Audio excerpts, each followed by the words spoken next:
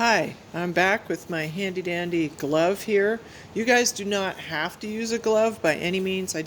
My skin gets so dried from ceramics that the plaster is also super drying. So I just like this because I like to get in there and it's been slaking for about 2 minutes.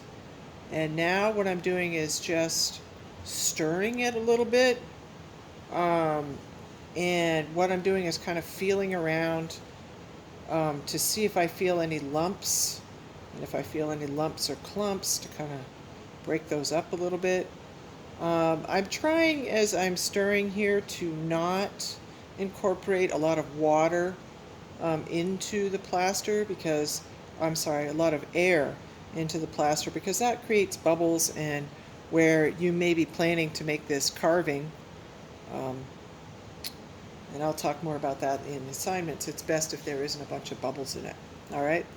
So we're going to say I mix that for 2 minutes. I'm going to leave the glove on, and then you simply pour it into your mold.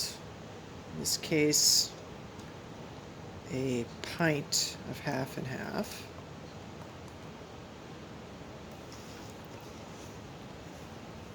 And there was a lump or two in there, but it's probably not going to matter too much. All right, so now don't go wash this in the sink. Just set it aside and let it harden on its own. Same with the glove. Uh, you can actually let that dry and then reuse it later. Um, and right now I'm just kind of tapping on this because the plaster is still pretty liquid. And again, I don't know if you can see it, but there's bubbles that are starting to kind of pop to the surface. So um, if you have a time to kind of tap it, it'll help it set up or firm up a little bit more quickly because motion does help plaster, the chemical reaction that causes plaster to harden, to happen a little faster. However, you don't want to like splash it. But what you'll notice is that after a while, you're really not seeing big bubbles come up anymore, and in that case, you can probably be done. They use plaster to make ceramic molds for even things like toilets, and in which case they'll have the mold actually sitting on a shake table, which is a table that's designed to just kind of vibrate the molds. So when they're making them, they don't get any bubbles in there. Okay, so I'm going to let that sit for a minute. It's actually, I'm just going to let it sit for like 45 minutes actually.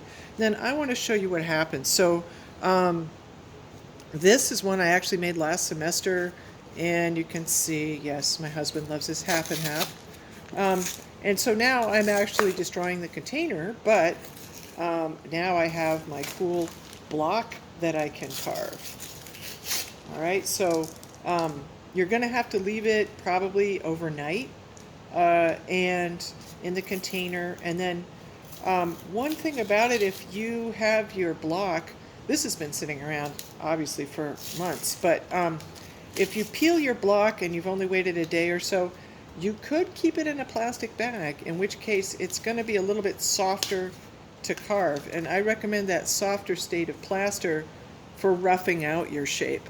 But then once you get to the point where you want to incise, details, then it's best to let it harden up. So I'm just going to go ahead and show you a couple of plaster block examples real quick. I think you can see this is a human form. I think it's a great idea when you're carving to try and fit your subject matter to your form a little bit. I challenged somebody to make a square fish, and look at her, she succeeded. She actually did a relief carving into the surface of the cube and wrapped it around the cube, which I really like because you have to really pick this up and look at it to really understand what's going on with it and the two koi fish. Yeah. On the other hand, you might want to take a completely different approach, and this was a carving that a student did where they really wanted to explore the negative space.